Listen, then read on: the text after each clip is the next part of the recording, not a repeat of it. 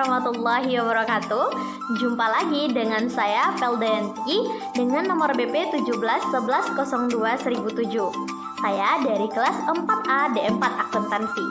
Nah, kali ini saya akan mempresentasikan proposal dengan judul Perancangan Sistem Informasi e-Marketplace untuk Politeknik Negeri Padang. Selamat menyaksikan. Kali ini ada beberapa poin yang akan kita bahas. Nah, yang pertama, kita akan membahas mengenai bab 1 yang berisi pendahuluan. Yang kedua, kita akan membahas bab 2 mengenai tinjauan pustaka. Dan yang ketiga, kita akan membahas mengenai metode penelitian. Nah, pertama, kita akan membahas mengenai pendahuluan. Di dalam pendahuluan yang akan kita bahas pertama adalah latar belakang. Hal yang menjadi latar belakang penulis dalam mengembangkan topik penelitian ini adalah seiring dengan perkembangan zaman, semua aspek berkembang dengan begitu cepat. Salah satunya teknologi di Politeknik Negeri Padang. Semakin canggih dan semakin memudahkan pekerjaan, baik dari segi akademik maupun dari segi non-akademik. Salah satu aspek yang sangat dimudahkan adalah teknologi di bidang bisnis di Politeknik Negeri Padang. Banyak mahasiswa di Politeknik Negeri Padang yang termotivasi untuk menjadi pembisnis. Salah satunya dengan adanya dorongan dari kampus Politeknik Negeri Padang. Misalnya menyediakan wadah bagi mahasiswa, bagi para pembisnis dengan mengadakan pekan kreativitas mahasiswa, mengadakan seminar kewirausahaan bagi mahasiswa yang tertarik untuk menjadi seorang pembisnis. Seiring dengan perkembangan zaman, semua aspek berkembang dengan begitu cepat. Salah satunya adalah teknologi di Politeknik Negeri Padang. Semakin canggih dan semakin memudahkan pekerjaan, baik dari segi akademik maupun dari segi non-akademik. Salah satu aspek yang dimudahkan adalah teknologi di bidang bisnis di Politeknik Negeri Padang. Banyaknya mahasiswa yang termotivasi untuk menjadi pembisnis, salah satunya dorongan dari kampus Politeknik Negeri Padang yang menyediakan berbagai wadah seperti pekan kreativitas mahasiswa atau PKM, seminar kewirausahaan, tentunya bagi mahasiswa yang tertarik menjadi seorang pembisnis. Perkembangan teknologi di era digital saat sekarang ini berkembang dengan begitu cepat, dari hari ke hari, bulan ke bulan, tahun ke tahun. Secara tidak langsung menuntut para pelaku bisnis, baik dari ukuran besar, menengah maupun kecil, untuk semakin kompetitif dan beradaptasi dengan lingkungan. Hal ini tentu mereka harus menggunakan teknologi untuk dapat bertahan. Salah satu teknologi yang berkembang dengan cepat adalah internet. Internet sangat membantu kehidupan manusia di berbagai aspek. Salah satunya dalam dunia bisnis, di mana internet dapat membawa bisnis menjadi lebih efektif dan efisien. Contohnya dari segi biaya maupun dari segi tenaga kerja. Pengguna internet telah mengalami perkembangan yang luar biasa, terutama pada perusahaan dengan skala besar. Sejak ditemukannya teknologi internet sekitar tahun 1990-an, memberikan manfaat yang sangat besar bagi kelancaran bisnis atau kegiatan usaha. Irmawati 2011. Teknologi internet juga menumbuhkan ide-ide kreatif dari para pembisnis.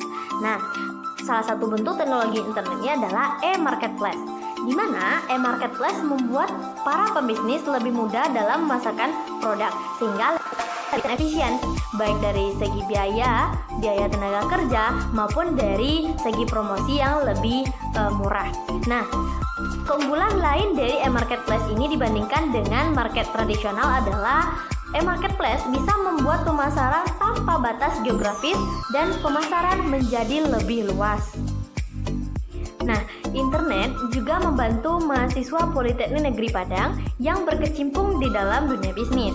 Nah, banyak dari mahasiswa Politeknik Negeri Padang yang memanfaatkan aplikasi e-marketplace yang berada di luar Politeknik Negeri Padang.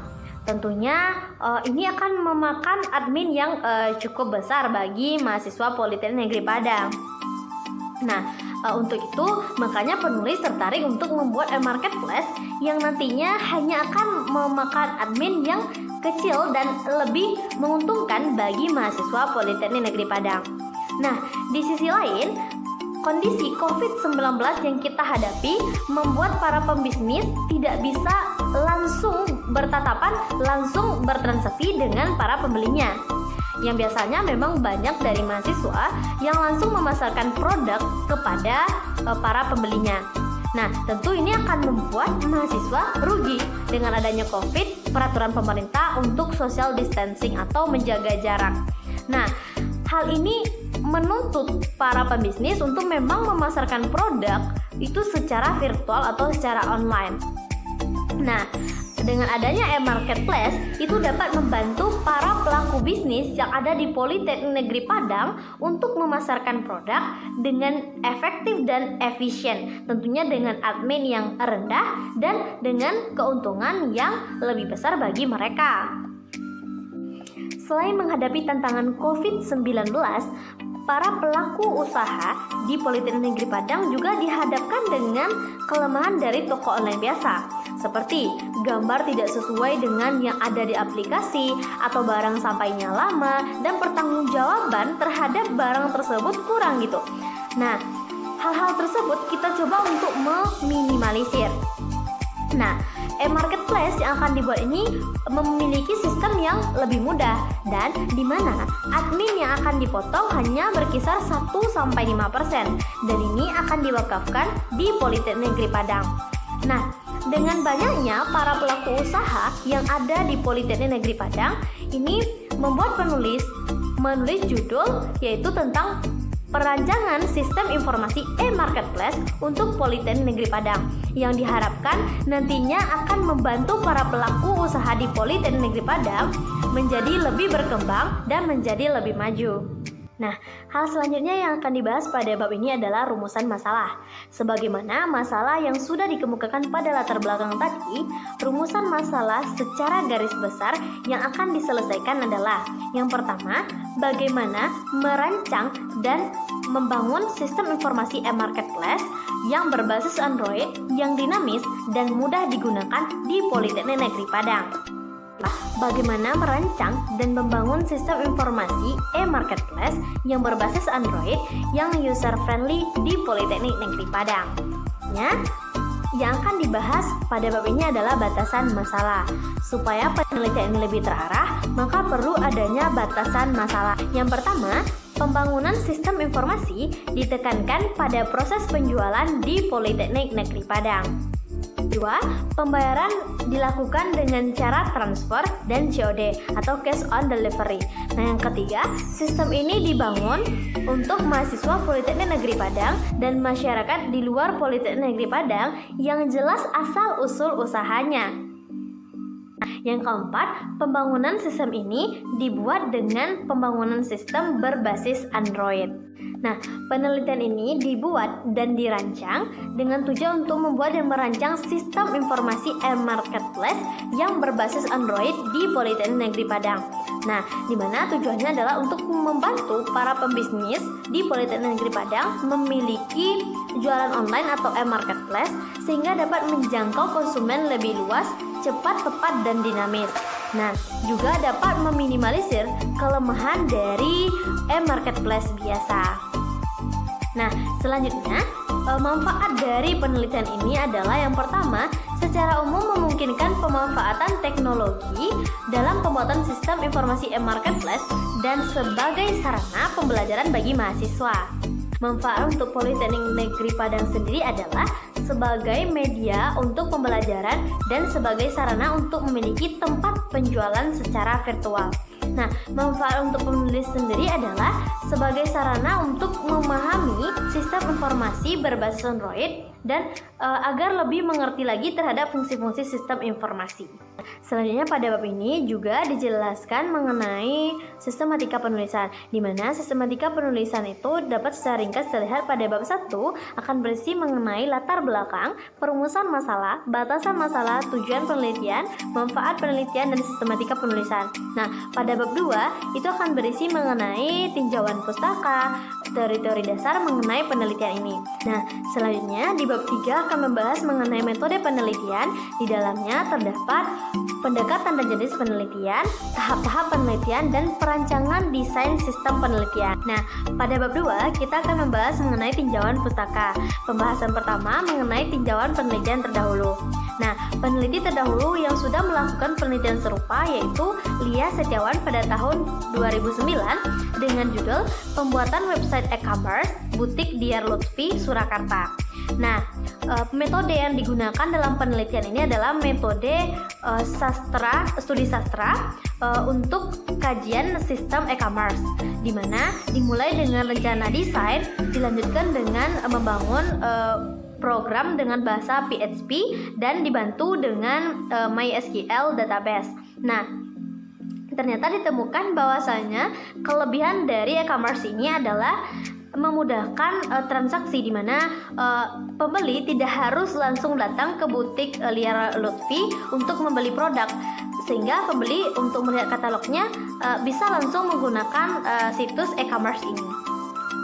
Nah, peneliti lain juga meneliti hal serupa yaitu Satgotra dan Saputra pada tahun 2013 dengan judul penelitian perancangan online marketplace untuk usaha kecil dan menengah UKM di Kabupaten Purworejo.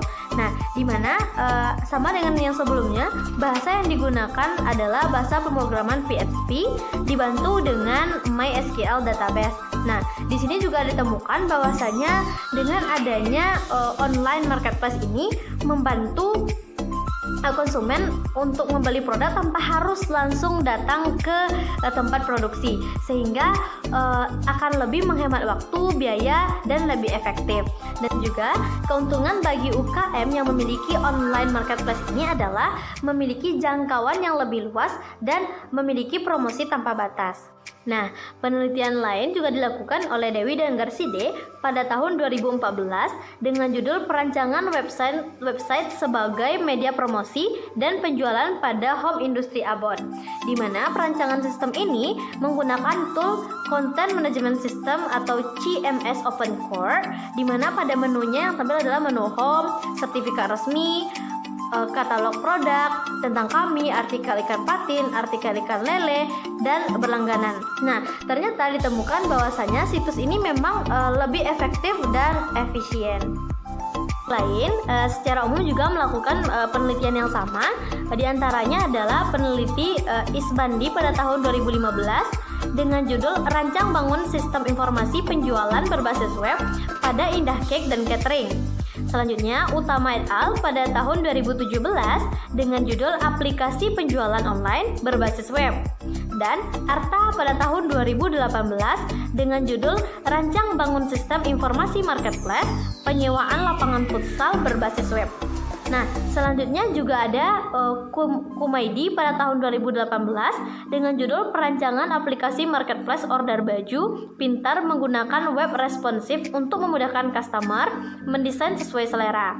Nah, Mariana Tri Susanti Fatige N. Larosa pada tahun 2018 juga melakukan penelitian yang sama dengan judul Perancangan dan Website Marketplace untuk pemesanan dan penjualan komoditas pertanian pada kelompok tani Sentani Sejahtera Dolok Sanggul. Dan Suryanto pada tahun 2018 dengan judul penerapan e-marketplace pada distro Silver Squad. Dan yang terakhir yaitu Fauzi et al. Pada tahun 2018 dengan perancangan aplikasi marketplace jasa percetakan berbasis website.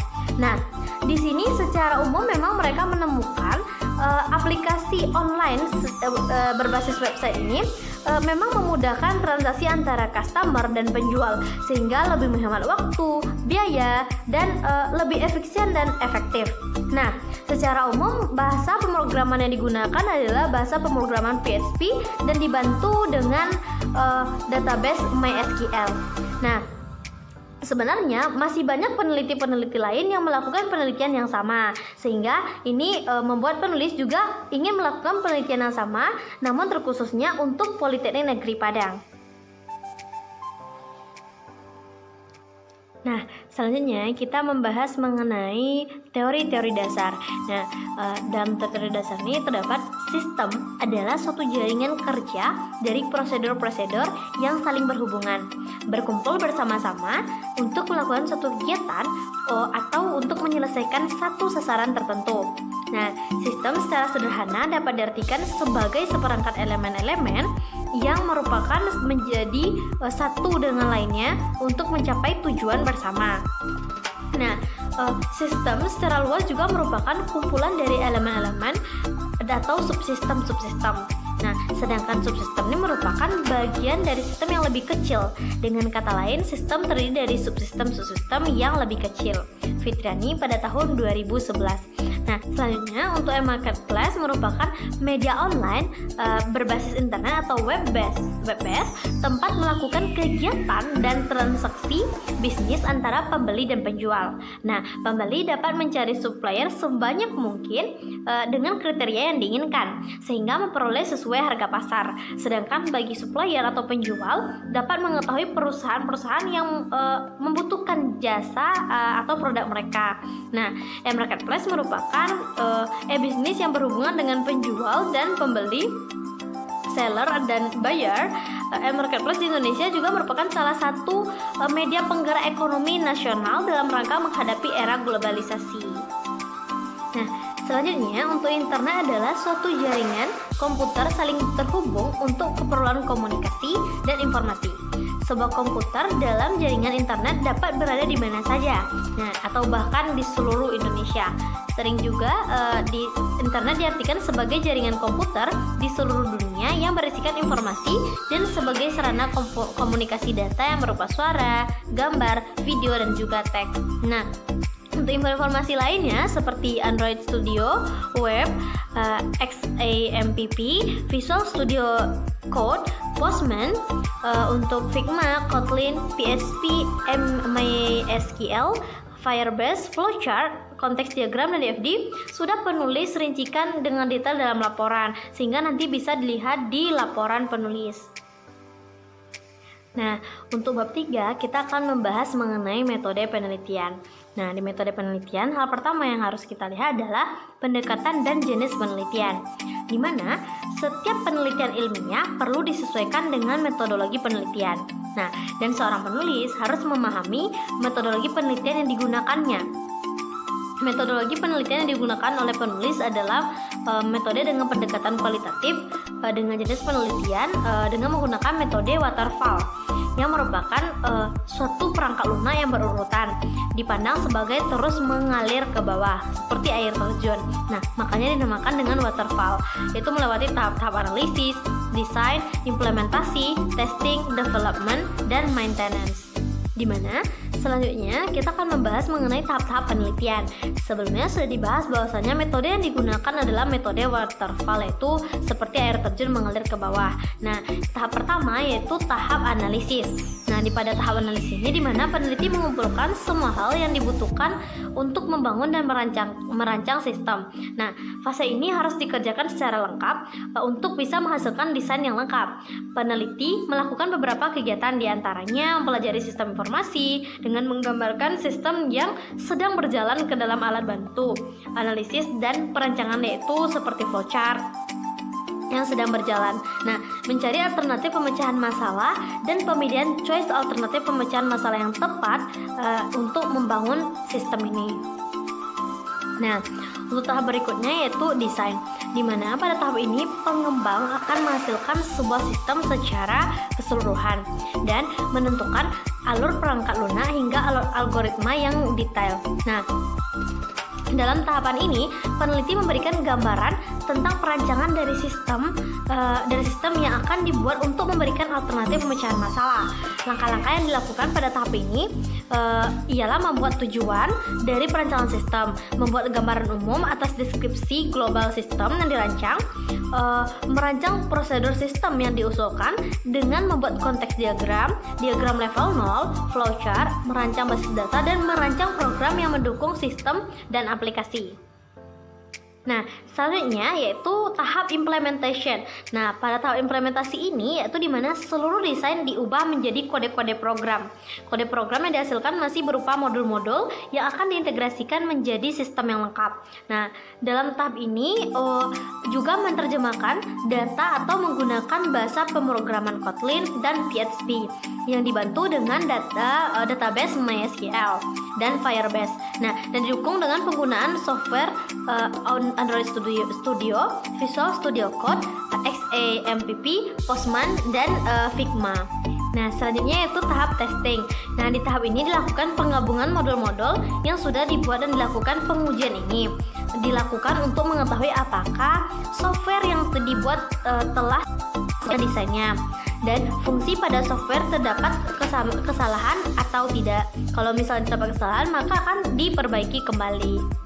Nah, untuk step yang kelima yaitu ada namanya development, di mana dalam tahap ini pengembangan pemecahan masalah yang telah dirancang dan telah dibuat dalam sebuah aplikasi berbasis Android Web, Android Studio. Nah, selanjutnya untuk step yang kelima yaitu development.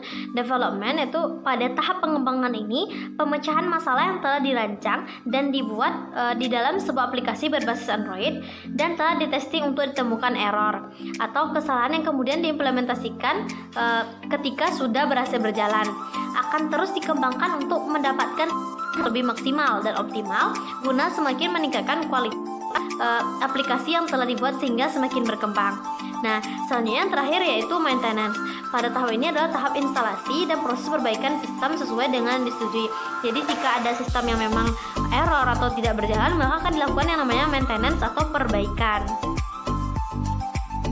Nah, selanjutnya kita masuk ke dalam perancangan sistem. Dalam perancangan sistem ini akan digambarkan bagaimana penulis menggambarkan alur jalan dari sistem informasi pada marketplace yang dibuat ini.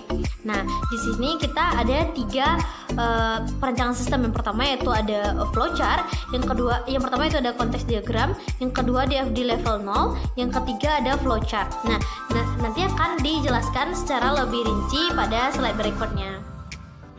Selanjutnya saya akan menjelaskan mengenai konteks diagram. Nah, di sini konteks diagram pada aplikasi Android ditunjukkan pada gambar di bawah ini. Yang pertama, dapat kita lihat semua pusatnya itu pada sistem. Jadi ada 3 yang terlibat di dalamnya, itu ada customer, ada vendor, ada admin. Di mana customer dengan sistem adalah untuk registrasi, login, serta dia akan melakukan pesanan dan pembayaran. Nah, selanjutnya untuk vendor juga akan melakukan registrasi, input barang, dan data pembeli akan diterima dari sistem. Nah, selanjutnya untuk admin sendiri yaitu di mana admin akan login, admin juga akan melakukan penerimaan data dari sistem, serta yang terakhir yaitu admin akan melakukan report di mana data yang diambil yaitu berasal dari sistem. Nah, ini untuk konteks diagramnya. Nah, selanjutnya kita juga dapat melihat data flow diagram DFD level 0-nya, di mana pada gambar itu jelas terlihat ya bahwa semuanya memang serba sistem aplikasinya yaitu elektronik. Nah, di sini kita dapat lihat bahwasanya ada 3 juga yang terlibat, yaitu ada pembeli, ada penjual, sama admin. Nah, di mana pembeli di sini pertama dia akan melakukan yang namanya registrasi jika misalnya belum ada pernah registrasi sebelumnya. Namun jika sudah lagi registrasi, maka pembeli hanya perlu untuk login saja dengan masukkan username dan password. Nah, setelah pembeli melakukan yang namanya registrasi, pembeli berikutnya data akan tersimpan by system. Nah, selanjutnya data user itu akan langsung masuk ke dalam yang namanya proses login. Itu akan terbaca secara otomatis. Sehingga saat membuka aplikasi lagi, pembeli hanya perlu login saja tanpa registrasi. Nah, selanjutnya pembeli akan melakukan yang namanya pemesanan barang. Nah, di mana ketika dia melakukan pemesanan barang, maka pembeli akan diminta untuk registrasi ataupun login. Nah, selanjutnya dalam pemesanan barang itu akan terdapat yang namanya data barang. Nah, di mana dalam data barang yang akan dilihat oleh pembeli yaitu ada data kategori barang, data stok, sama data pengiriman, data tarif pengiriman. Nah, selanjutnya ketika pembeli melakukan pembelian, maka notifnya akan langsung masuk ke penjual. Nah, akan langsung masuk penjual di saat melakukan pemesanan pemesanan. Di sana akan ada data detail data pesanan, detail pesanan. Nah, selanjutnya semua akan terhitung by manajemennya by sistem. Nah, selanjutnya untuk proses pembayaran sendiri, pembeli bisa memilih nanti mau transfer via rekening ataupun untuk sistemnya COD. Nanti untuk notifikasi pembelian akan diberikan oleh si pembeli. Nah, selanjutnya admin sendiri dia akan menerima data dari sistem, sehingga dia akan menerima data user, data barang maupun data report yang akan dibuat oleh admin sendiri. Nah, selanjutnya untuk alur flowchartnya secara sederhana dapat kita gambarkan, yaitu dimana pertama mulai ketika pembeli memasuki home, maka dia akan pertama akan tampil yaitu menu splash screen. Nah, setelah menu splash screen maka akan muncul yang namanya menu home. Di menu home ini terdapat yang namanya harga produk, deskripsi produk, nama toko, ID user, nama barang, produk lain. Nah, jika pembeli memutuskan untuk membeli, maka pembeli akan disuruh login atau registrasi. Nah, jika pembeli tidak ingin membeli, maka akan kembali ke menu home. Nah, selanjutnya dalam registrasi, maka pembeli akan memasukkan data dan data akan tersimpan secara elektronik atau di database. Nah, selanjutnya jika pembeli menambah produk, maka akan kembali ke menu home. Jika iya, maka dia akan kembali ke menu home dan kemudian melakukan pembelian, atau tidak akan dimasukkan ke dalam keranjang saja. Nah, selanjutnya akan dipilih metode pembayaran, yaitu metode pembayarannya bisa COD atau transfer rekening. Dimana jika memilih metodenya COD dan metode pengiriman juga akan dipilih. Jika memilihnya COD, maka akan diserahkan kepada penjual sistem pengirimannya. Nah, selanjutnya jika jasa pengiriman, maka akan memilih jasa pengiriman seperti JNE, Gojek dan lainnya. Nah, selanjutnya akan muncul notifikasi dan progres transaksi, di mana ini akan nanti juga dilakukan oleh pembeli sehingga barang diterima dan selesai. Nah, hal yang sama ketika kita sebagai vendor, namun bedanya kalau kita sebagai vendor nanti kita akan ada yang namanya upload produk dan harga produk. Nah, mulai muncul menu splash screen, terus muncul menu home. Keputusan dia mau menjadi vendor atau tidak. Jika tidak, maka kembali ke menu home. Jika ya, maka akan disuruh registrasi, memasukkan data vendor dan data toko tersimpan, upload produk, data produk akan tersimpan, login, menerima notif pembelian dari pelanggan. Jadi jika pelanggan membeli, maka notifnya akan masuk langsung kepada penjual. Melanjutkan transaksi di mana barang dikemas, barang sampai ke tujuan itu nanti akan diberikan notif oleh si penjual sampai nanti barang sampai ke pelanggan dan selesai. Nah, selanjutnya untuk proses admin, di mana admin ini sebenarnya berbasis web, cuma semua diambil dari sistem aplikasi. Nah, pertama mulai login dan menerima data user yang ada di aplikasi sebelumnya, menerima data user, menerima data barang, mereport data report. Jadi nanti setiap sekitar 3 bulan atau 2 bulan akan ada yang namanya report penjual, sehingga akan diketahui penjual yang masih aktif ataupun tidak. Nah, ini juga salah satu bentuk pengendalian internalnya, sehingga nanti akan bisa direport penjual mana saja yang masih aktif dan mana yang tidak. Nah, selanjutnya selesailah pekerjaan dari admin ini. So, berakhirlah sudah presentasi saya pada kali ini. Semoga presentasi saya ini dapat bermanfaat, terutama juga bagi saya sendiri dan bagi pembaca dan pendengar. Nah, cukup sekian. Sampai bertemu lagi pada presentasi-presentasi lainnya. Wassalamualaikum warahmatullahi wabarakatuh.